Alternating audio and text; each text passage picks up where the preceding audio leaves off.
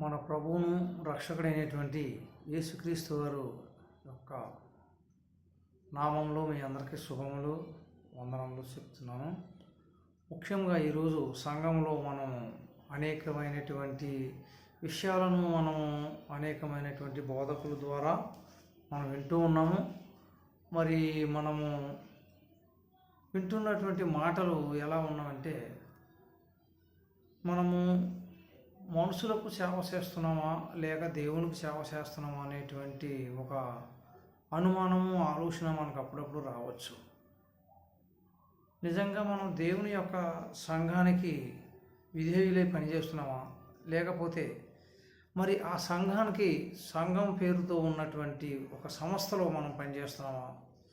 ఎందుకంటే ఒక మనుషుడు ఇద్దరు యజమానులను సేవించలేడు అని మనకు బైబిల్ గ్రంథం తెలియజేస్తుంది.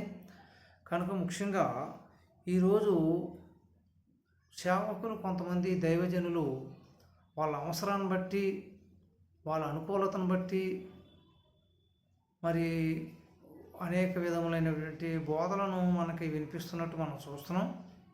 దాంట్లో ముఖ్యంగా కొన్ని సంఘాలు అటువంటి వారు, ఎందుకంటే పేరు చెబితే బాగోదు కాబట్టి నేను పేరు చెప్పను, మీరే ఆలోచించండి. వారి అవసరాలను బట్టి మరొకసారి చెప్తున్నాను. స్త్రీల గురించి మరి ఎవరు లేనప్పుడు, వారి పరిస్థితులు సరిగా లేనప్పుడు స్త్రీలను మీరు బైబిల్ చదవండి అంటారు, ప్రార్థన చేయండి అంటారు, పాటలు పాడండి అంటారు. మరి అదే సంఘంలో అదే సంఘ కాపరి కొన్ని సమయాల్లో స్త్రీలు మాట్లాడొద్దు, బైబిల్ చదవద్దు, ప్రార్థన చేయొద్దు, పాటలు మాత్రం పాడండి అంటారు. ఇది మరి మనము దేవునికి భయపడి సేవ చేస్తున్నామా లేక మనుషులకు భయపడి సేవ చేస్తున్నామా? మనం జీవించేది నిజంగా క్రీస్తు కొరక, లేకపోతే క్రీస్తు పేరు మీద ఎవరైనా ఇతర మనుషుల చేత పోషింపబడుతూ ఆ మనుషుల కోసం మనం సేవ చేస్తున్నామా? ఎందుకంటే మనము గలతీ పత్రికలో పౌలు అంటాడు, నేను మనుషులను సంతోషపెట్టగోరువాడనైతే దేవుని సంతోషపెట్టలేను. నేను మనుషుల దయను సంపాదించుకొని చూసుకున్నానా, దేవుని దయను సంపాదించి చూసుకొనిచున్నానా అని అపోస్తలుడైన పౌలు మనకి సెలవిస్తున్నారు. అసలు ఈ విషయం ఎందుకు చెప్తున్నానంటే, అసలు విషయం చెప్తున్నాను. సంఘంలో స్త్రీల గురించి మీరు కొన్ని మాటలు వీరు మనకి వినిపిస్తూ ఉంటారు. ఏంటంటే అవి ముఖ్యంగా వాక్యాన్ని ఏ సంఘములో పౌలు ఏ సందర్భాన్ని గురించి చెప్పాడో నేటి బోధకులకి కొంతమందికి అర్థం కాల.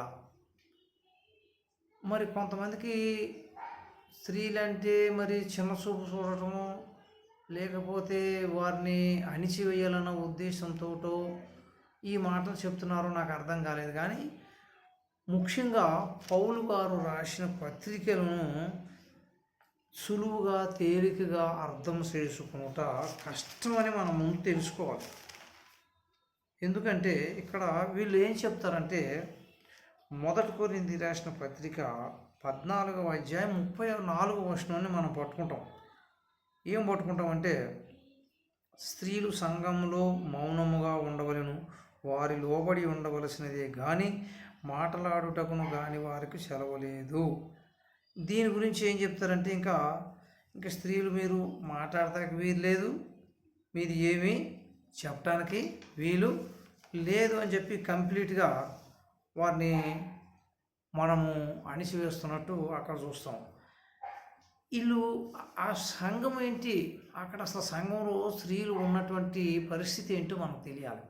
స్త్రీలు ఎక్కడైతే పురుషుల మీద డామినేషన్ ఉందో, అధికారం చెలాయిస్తారో, స్త్రీలు ఎక్కడ అయితే అనగదొక్కాలని, అణిచివేయాలని, మాదే పైచేయి ఉండాలని, మా మాటే నడవాలని, అంటే వాళ్ళ ఇళ్లలో కానీ వాళ్ళ సమాజంలో మామూలు సమాజంలో ఉన్నట్టుగా ఉండాలని అనుకున్నట్లయితే దేవుని సంఘంలో అలా ఉండటానికి కుదరదనేటువంటి మాటను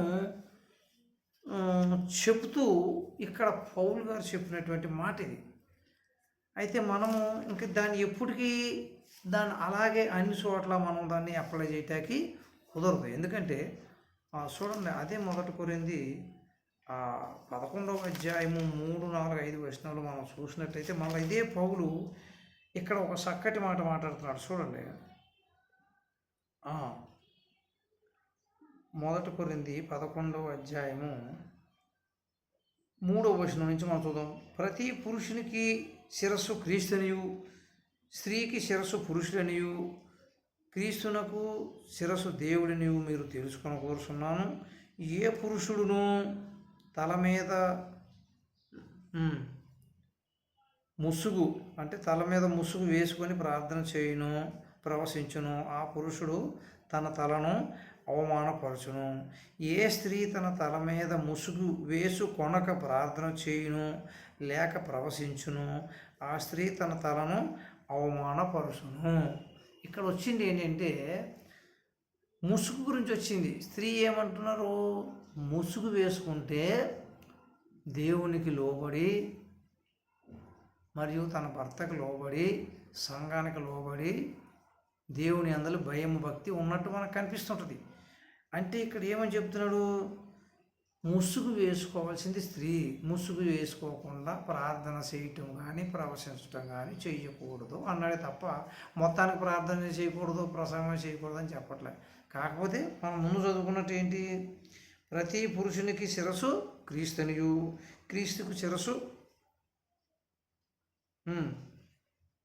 క్రీస్తునియు, స్త్రీకి శిరస్సు పురుషుడనియు, క్రీస్తుకు శిరస్సు దేవుడని మనం తెలుసుకోవాలి. ఇక్కడ స్త్రీ పురుషునికి లోబడి ఉండాలి, పురుషుడు క్రీస్తుకు లోబడి ఉండాలి, క్రీస్తు దేవునికి లోబడి ఉండాలి ఇక్కడ చెప్తున్న వాక్యం. తర్వాత ఇక్కడ మనకి చక్కగా చెప్తున్నాడు. ఇక్కడ ఏమంటాడంటే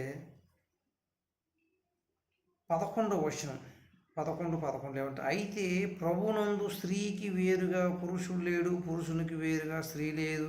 స్త్రీ పురుషుని నుండి ఎలాగూ కలిగను అలాగే పురుషుడు స్త్రీ మూలముగా కలిగను. కానీ సమస్తమైనవి దేవుని మూలముగా కలిగి ఉన్నవి. మీలో మీరే యోచించుకున్నది.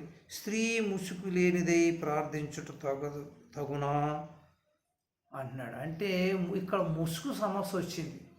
అంటే ముసుగు వేసుకుంటే వాళ్ళు ప్రార్థన చేయొచ్చు, ముసుగు వేసుకుంటే వాళ్ళు ప్రవశించవచ్చు, కానీ పురుషుని మీద అధికారము చేయుటకు వారికి ఏమాత్రం లేదు. ఎందుకంటే కొరింథీ సంఘము చాలా భయంకరమైన సంఘం. అక్కడ ఉన్న కండిషన్స్ ఇంకెక్కడ లేవు, వేరే సంఘాల్లో లేవు. అందుకని ఆయన ఈ మాట చెప్తూ అన్నాడే తప్ప దాన్ని మనం తీసుకుని ఇంకా స్త్రీలు మరి ఇంక అటువంటిప్పుడు స్త్రీలు సంఘంలోకి ఎందుకు రావాలి? మగవాళ్ళకి పాటలు పాడతాం రాదు కాబట్టి, పాటలు పాడిన వీళ్ళు వాయిస్ బాగోదు కాబట్టి మరి వాళ్ళని ఎక్కడ వరకు వాడుకోవాలని వీళ్ళు నిర్ణయించుకున్నారంటే పాటలు పాడటం వరకు, కానుకలు వేయటం వరకు వీళ్ళని వాడుకోవాలి. బైబిల్ చదివే విషయంలో కానీ ప్రార్థన చేసే విషయంలో కానీ వీరిని మనము మాట్లాడటానికి అవకాశము ఇవ్వకూడదు అనేటువంటి సందర్భాలు. అది కూడా ఎప్పుడు కాదు, కొన్ని సందర్భాల్లో వీళ్ళకి ఎవరైనా ఒక స్పాన్సర్డు వీళ్ళని పోషించి సంఘ యజమానులు ఎవరైనా ఉంటే వాళ్ళు భారతీయులు కానీ విదేశీయులు కానీ వారు వచ్చినప్పుడు ముఖ్యంగా మీరు మాట్లాడకూడదు, బైబిల్ చదవకూడదు, ప్రార్థన చేయాలి అని మనం చెప్తూ ఉంటాం. మరి ఇది కరెక్ట్ కాదు కదా. దాన్ని మనం గలతీ రాసిన పత్రిక 3వ అధ్యాయము చూద్దాం. చూడండి, గలతీ రాసిన పత్రిక 3వ అధ్యాయం 27-28 వచనం చూస్తే మనకు అక్కడ మరి వాళ్ళకు ఉన్నటువంటి అధికారం ఏంటో మనకు తెలిసిపోద్ది. ఇక్కడ చూసినట్టయితే ఏమంటాడు? 3:26 నుంచి చేసుకుని, యేసుక్రీస్తునందు మీరందరూ విశ్వాసమున్న దేవుని కుమారులై ఉన్నారు. క్రీస్తులోనికి బాప్తిసం పొందిన మీరందరూ క్రీస్తుని ధరించుకుని ఉన్నారు. ఇందులో యూదుడని గ్రీసు దేశస్థుడని లేదు, దాసుడని స్వతంత్రుడని లేదు, పురుషుడని స్త్రీ అని లేదు.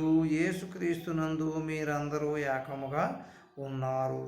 మీరు క్రీస్తు సంబంధులైతే ఆ పక్షమందు అబ్రహాము యొక్క సంతానమయుండి వాగ్దాన ప్రకారము వారసులై ఉన్నారు. ఇక్కడ మీరు దేవునికి వారసులై ఉన్నారు వాగ్దానం ప్రకారం. కానీ స్త్రీ అని పురుషుడని ఎవరిని కూడా మీకు భేదము లేదు అంటుంటే వీళ్ళు ఈ 11:34 వచ్చిన ఒకటి పట్టుకున్నారు. కాస్త తిమోతి రాసిన పత్రికలు కూడా పట్టుకున్నారు. అక్కడ కూడా తిమోతి ఈ కొరింథీ సంఘంలో ఉన్నప్పుడు మాటలే అక్కడ గుర్తు చేస్తున్నాడు. కాబట్టి అవ్వ పాపంలో పడింది, ఆదాం పడలేదు కాబట్టి ఆమె మాట్లాడటానికి అధికారం చెలాయించటానికి నేను అధికారం ఏమన్నట్టు అధికారం చెలాయించటానికి ఎక్కడ ఎవడు ప్రభు స్త్రీకి పురుషుని మీద అధికారం చెలాయించడానికి కానీ అతనికంటే పై చేయిగా ఉండాలని కానీ మాట్లాడతాకి ఎప్పుడు ఇవ్వలేదు, ఎక్కడ ఇవ్వలేదు. ఆ మాటను మనం గమనించాలి. అంతేగాని అది పక్కకు పెట్టేసి స్త్రీ పురుషునికి లోబడి ఉండి, సంఘానికి లోబడి ఉండి, వాక్యానికి లోబడి ఉండి మరి ఉన్నప్పుడు మనం వారికి మాట్లాడడానికి, బైబిల్ చదవటానికి, ప్రార్థన చేయటానికి అవకాశం ఇవ్వట్లేదంటే మనము వాక్యానికి వ్యతిరేకముగా మనము చేస్తున్నట్టు లెక్క. ఎందుకంటే ఇక్కడ చక్కటి మాటను మనం చూస్తాం. ఏంటంటే అసలు స్త్రీలు ప్రవక్తలు ఉన్నారు క్రొత్త నిబంధనలో 23 మంది. అపోస్తులైన పౌలు గారికి 23 మంది స్త్రీలు పరిచర్యలో పాలిభాగం పంచుకున్నట్టు అపోస్తులైన పౌలు గారు చెప్తున్నాడు. 23 మంది. అదే యేసు ప్రభు వారికి తన పరిచర్యలో పాలిభాగం పంచుకున్నటువంటి వారు తన తల్లి, సహోదరులే అందరూ కలిసి స్త్రీలు 25 మంది స్త్రీలు యేసుక్రీస్తు వారికి క్రొత్త నిబంధనలో పరిచర్యలో పాలు పొందిన వారిని మనం చూస్తున్నాం. పరిచర్యలో పాలు పొందారంటే పరిచర్య అంటే ఏంటి? కుర్చీలు వేయటం, కుర్చీలు తొడగటం, సాపలేయటం తీయటం, లేకుంటే ఎవరైనా భోజనానికి వస్తే వాళ్ళు వండి పెట్టడం, గిన్నెలు కడగటం, ఇది కాదు. పరిచర్య అంటే దేవుని కార్యక్రమాలు అన్నిటిలోనూ ఉన్నది. పరిచర్య ధర్మములు చాలా విధాలుగా ఉన్నాయి. వాక్య పరిచర్య, స్వస్థత పరిచర్య, పాటలు పాడేది, వాక్యం చదివేది, బైబిల్ ఇవన్నీ పరిచర్యలో భాగం కిందకే వస్తాయి. వీళ్ళు ఈ పరిచర్యలో పాలిభాగం పొందిన వారు ఉండగా మనము వారిని పక్కకు పెట్టేసి మన అవసరానికి ఒకసారి అలాగా ఒకసారి ఇలాగా వాడుకునే ప్రయత్నం చేయటం వల్ల మన సంఘానికి మనం మహిమ తేవట్ల, అవమానం తెస్తున్నాం, ప్రభువుకి కూడా అవమానం తెస్తున్నాం. చూడండి, ఫిలిప్పీలు రాసిన పత్రికలో చక్కటి మాట అంటాడు. 4వ అధ్యాయము 3వ వచనంలో ఫిలిప్పీలకు రాసిన పత్రిక. మనం ఎందుకంటే మనం బైబిల్ ఏదో ఒక కొనని చదివేసి దాని పైకి కానీ కిందకి కానీ వెళ్లకుండా ఒకదాన్ని పట్టుకుని ఉండటం మనం ఏమాత్రం కూడా కరెక్ట్ కాదు. చూడండి, ఫిలిప్పీలు రాసిన పత్రిక 4వ అధ్యాయము 2వ వచనం 3వ వచనం మనం చదువుకుందాం. ప్రభువునందు ఏక మనసు గలవారై ఉండుడని యువదియను సుంటికేటును బతిమాలుకొనుచున్నారు. వీళ్ళిద్దరు స్త్రీలు. యువదియను సుంటికేటు అనేటువంటిది స్త్రీలు. అవును, ఈ విషయం చాలా ప్రాముఖ్యమైనది. ఈ వచనం మీరు బాగా శ్రద్ధగా వినండి. ఇప్పుడు నేను చదవబోయేది. అవును, నిజమైన సహకారి అంటే ఎవరు? ఆడవాళ్ళ, మగవాళ్ళ? ఆడవాళ్ళు. ఆ స్త్రీలు, అది ఇక్కడ వచ్చింది చూసారా, ఆ స్త్రీలు క్లెమెంతోతోనూ నా ఇతర సహకారులతోనూ సువార్త పనిలో నాతో కూడా ప్రయాసపడిన వారు గనుక, చూసారా ఎవరు? స్త్రీలు. వారికి సహాయం చేయమని నిన్ను వేడుకొనుచున్నాను. ఆ సహకారుల పేర్లు జీవగ్రంథమందు రాయబడి ఉన్నవి. ఏంటి? ఈ సహకారులు, ఈ స్త్రీలు, దేవుని పరిచర్యలో పాలిభాగం పంచుకున్నటువంటి స్త్రీలు పేర్లు ఎక్కడున్నాయట? జీవగ్రంథంలో రాయబడి. జీవగ్రంథంలో రాయబడితేనే స్త్రీ కానీ పురుషుడు కానీ ఎవరైనా ఉండనివ్వండి, జీవగ్రంథంలో ఎవరి పేర్లు రాయబడితే వాడే పరలోకం వెళ్తాడు. అది మనం గుర్తుపెట్టుకోవాలి. ఇక్కడ సంఘ సిద్ధాంతాలు, సంస్థల సిద్ధాంతాలు, వ్యవస్థల సిద్ధాంతాలు, మనుషులను మెప్పించేటువంటి కార్యక్రమాలు, ఎవరు కాస్త డబ్బులు ఇస్తే వాళ్ళని పొగడటం, వాళ్ళకి సంఘంలో కాస్త పాలిభాగం ఇవ్వటం, ఏమి ఇవ్వలేని పక్కకు పెట్టడం, ఇవన్నీ కూడా జీవగ్రంథంలో పేర్లు రాయబడినటువంటి వారికి తగినవి కాదు. ముఖ్యంగా దేవుడే ఇక్కడ చెప్తున్నాడు, ఈ పరిచర్యలో పాలిభాగం పొందినటువంటి స్త్రీల పేర్లు జీవగ్రంథంలో పేర్లు రాశాను అంటే మీరెవరు సంఘంలో మాట్లాడకూడదు, పాటలు పాడకూడదు, పాటలు మాత్రం పాడాలి, ప్రార్థన చేయకూడదు, బైబిల్ చదవకూడదు, ఏమి చెప్పకూడదు, ప్రసంగాలే చేయకూడదు. మరి సాక్ష్యాలు చెప్పిస్తున్నారు, దాన్ని ఏమంటారు? అమ్మ మీరు లేకండి, సాక్ష్యం చెప్పడం ఏంటి? అసలు ఏంటి సాక్ష్యం చెప్పండి అంటే శరీరంలో చెప్తారు కదా. సాక్ష్యం దేని కిందకు వస్తుంది? ప్రసంగం కిందకి రాదా? ప్రవశించడం కిందకి రాదా? ఏదో చెప్పిస్తారు కదా. ఇప్పుడు మీ సంఘాన్ని బలపరచుకోవటం కోసం అనవసరమైన సాక్ష్యాలు చెప్పిస్తుంటారు కదా, అక్కడ జరిగినా జరగకపోయినా. నేటి క్రైస్తవానికి అవసరం లేనటువంటి అమ్మ ఎవరైనా సాక్ష్యం చెప్పేటటువంటి ముందుకు రండి. మనం రక్షించేటి ఈ సాక్ష్యాలు కాదు, ఈ మనుషుల సాక్ష్యాలు కాదు, వాక్యం రక్షిస్తుంది. జీవవాక్యము, సత్యవాక్యము, ఈ రెండు మిమ్మల్ని రక్షించేది. సువార్త వాక్యము, సత్యవాక్యము, జీవవాక్యం, అంతే తప్ప మీరు సంఘాన్ని బలపరచుకోవటం కోసం, జనాన్ని పోగు చేసుకుంటాం కోసం రండమ్మా సాక్ష్యం చెప్పండి అమ్మా, సాక్ష్యం చెప్పండి అమ్మా. ఏం చెప్తావు సాక్ష్యం? వాక్యం లేని సాక్ష్యం ఏం చేసింది? సరైన వాక్యం చెప్పడం మానేసి అవసరాన్ని బట్టి మనం మనుషులు వాడుకుంటాం. నీ సంఘానికి పేరు ముఖ్యం కాదు, నీ బిల్డింగ్ మీద ఏం పేరు అన్న పెట్టుకో, ఆ పేరు నేను తీసుకెళ్ళాలి. ఫస్ట్ పాయింట్ మర్చిపోవద్దు. నువ్వు బైబిల్లో రిఫరెన్స్లో ఏదో ఒక ముక్క పెట్టేసుకుంటావు, ఆ ముక్క కథ పైన చదవ, కథ కింద చదవ పెట్టేస్తావు బాగానే, మధ్యలో తిడతావు. మరి పైకి కొంచెం 2 వచనాలు పైకి కానీ కొంచెం 2 వచనాలు కిందకి కానీ వస్తే తెలిసిపోతుంది. ఎందుకు ఎక్కడ వాడలేని పేరు, ఎక్కడ ఏ పేరు వాడాడు, వేరే చోట ఎందుకు వాడలేదు అనేది ఫస్ట్ మనకి తెలియాలి.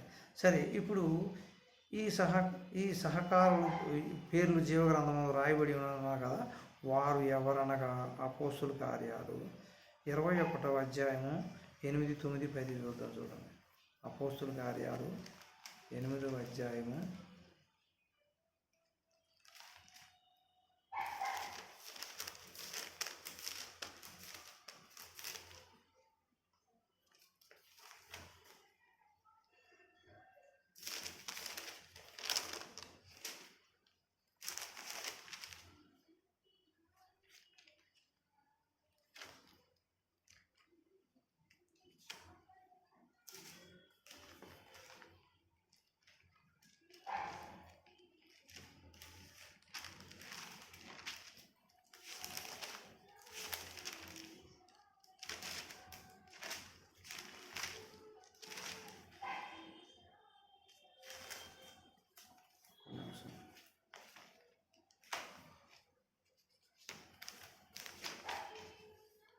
21వ అధ్యాయము 8, 9, 10